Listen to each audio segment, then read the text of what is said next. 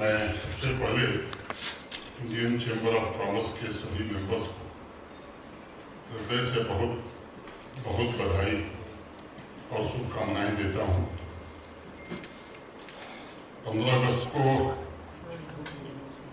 भारत के आदरणीय प्रधानमंत्री जी ने लाल किले की प्राचीर से नेक्स्ट जनरेशन रिफॉर्म्स के लिए एक टास्क फोर्स की घोषणा की थी और अपने उद्बोधन में उन्होंने कहा था इससे इंडस्ट्री की कंप्लायंस कास्ट कम होगी और एक्सपोर्ट से जुड़ी इंडस्ट्रीज को बहुत बड़ी ताकत मिलेगी।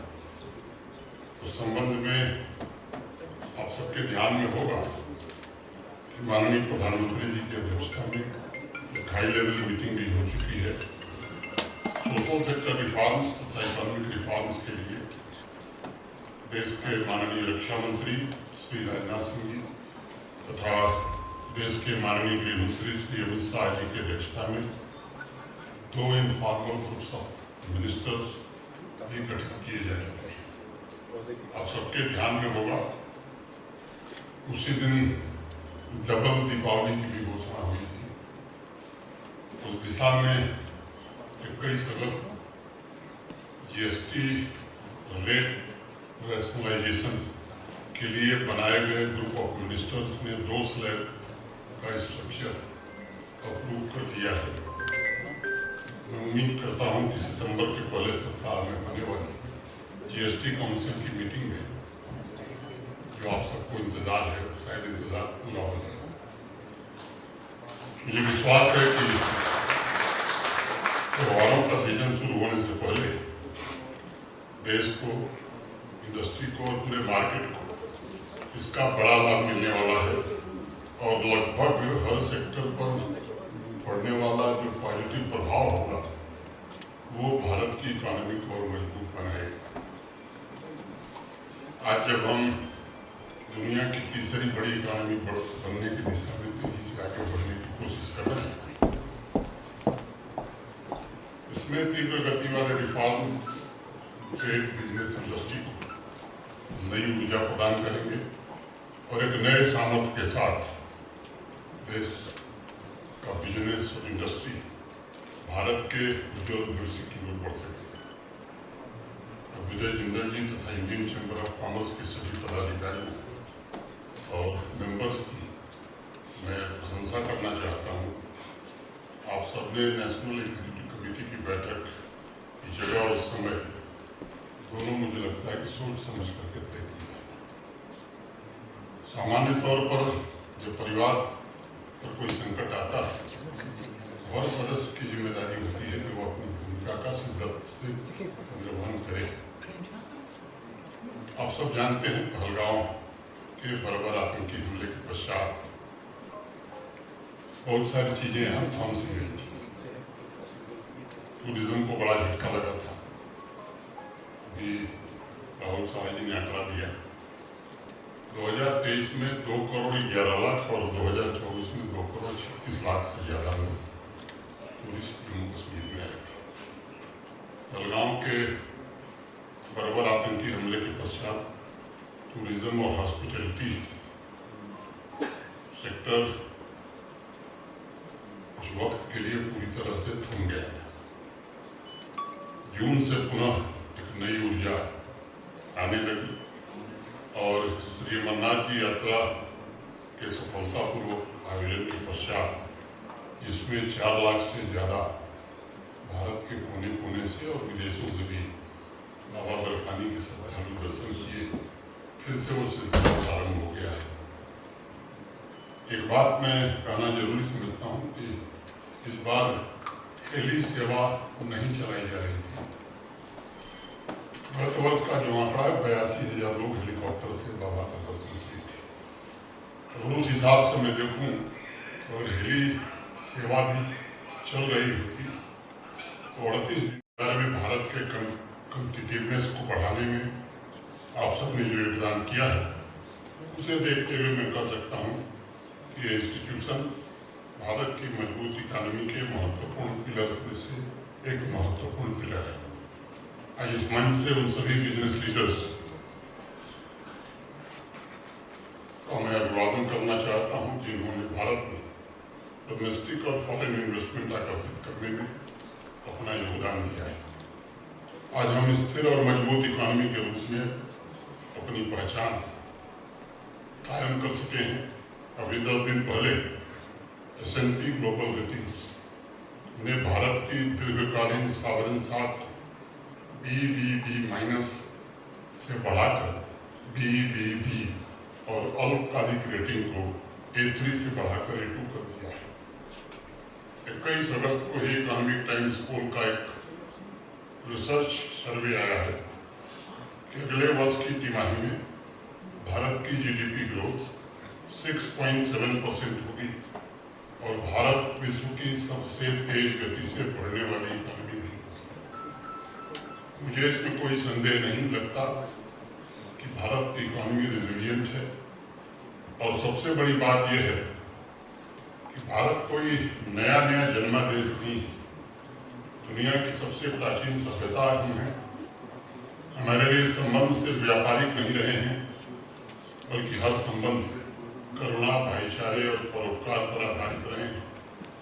और इसलिए जिन लोगों को लगता है भारत कमजोर पड़ जाएगा वो बड़ी भारी गलतफहमी है। तो इसलिए ट्रेड और बिजनेस से जुड़े लोगों को विशेष रूप से केवल ध्यान दिलाना चाहता हूँ, उसके विस्तार में नहीं जाऊँगा। मुझे फ्लाइट लेनी है, जम्मू जाना है। अंगस मेडिसिन OECD के जाने वाले इकोनॉमिस्ट हैं। उनकी टीम ने एक GDP पर एक बहुत ही ऑथेंटिक रिसर्च पेपर तैयार किया है। मैं निवेदन करूंगा कि उसे जरूर पढ़िए। मोटे तौर पर उन्होंने ये बात कही कि 11वीं शताब्दी में वर्ल्ड GDP में भारत का कुल शेयर 33% था। 15वीं शताब्दी आते आते वो करीब 25% रहा। और जब हम आजाद हुए 1947 में, 1950 में 4% था। 2023 में अब हमारा कंट्रीब्यूशन बढ़कर के फिर से 15% हो गया है। अभी हाल में जो अनुमान है वो 16% से ज्यादा बढ़ गया है। एक अनुमान के मुताबिक 1765 से 1947 के बीच अंग्रेज लगभग $45 ट्रिलियन भारत से लूट करके ले गए थे। यहाँ की इंडस्ट्री को पूरी तरह से तहस नहस कर दिया था। यूरोप की इंडस्ट्री हिंदुस्तान के पैसों से ही खड़ी हुई थी। आज जिस प्रकार पूरी दुनिया ट्रेड टैरिफ को लेकर पूरी दुनिया में बहस चल रही है, उसके बीच हमें अपने उस गौरवशाली इतिहास पर गर्व भी करने की जरूरत है और साथ ही पूरी ईमानदारी और शिद्दत से भविष्य की ओर देखते हुए विकसित भारत के निर्माण में जुटना भी है।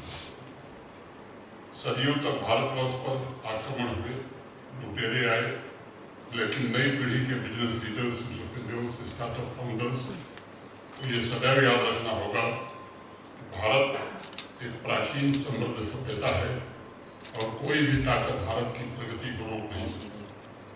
मैं बिजनेस से थोड़ा हटकर आप सबको एक ऐतिहासिक तथ्य बताना चाहता हूँ। प्रसिद्ध राइटर विलियम डैलरिम्पल ने एक किताब लिखी है, जो लोगों ने शायद पढ़ा होगा, द गोल्डन रोड। और उसमें वो लिखते हैं, विश्व में लोगों को बड़ी गलतफहमी थी कि ब्रिटिश राज ने भारत में सभ्यता की नींव रखी थी। और उनका कहना है, मुझे इतने सारे रिसर्च के पश्चात आज बड़ी हैरानी होती है। जो दुनिया की सबसे पावरफुल, सबसे आधुनिक और सबसे परिष्कृत सभ्यता थी, वहां अंग्रेजों ने कौन सी सभ्यता को जन्म दिया।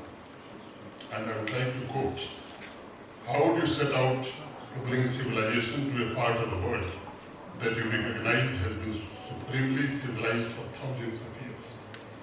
और मैं समझता हूँ कि समय का चक्र फिर घूम गया है। भारत पुनः अपने प्राचीन स्वरूप को, अपनी समृद्धि को प्राप्त करने की तेज गति से अग्रसर है। जम्मू कश्मीर के बारे में हमारी इंडस्ट्री सेक्रेटरी ज्यादा विस्तार से बताएंगे। ये सच है कि आजादी के बाद से लेकर 2020-21 प्राइवेट इन्वेस्टमेंट यहाँ 14-15 हजार करोड़ ही आया। 2021 में माननीय प्रधानमंत्री जी और भारत सरकार के सहयोग से एक न्यू इंडस्ट्रियल स्कीम ने जन्म लिया था। और मैं कह सकता हूँ कि उसके पश्चात जो आप बोल रहे थे, पूरे देश में एक फेवरेट डेस्टिनेशन जम्मू कश्मीर बन गया था।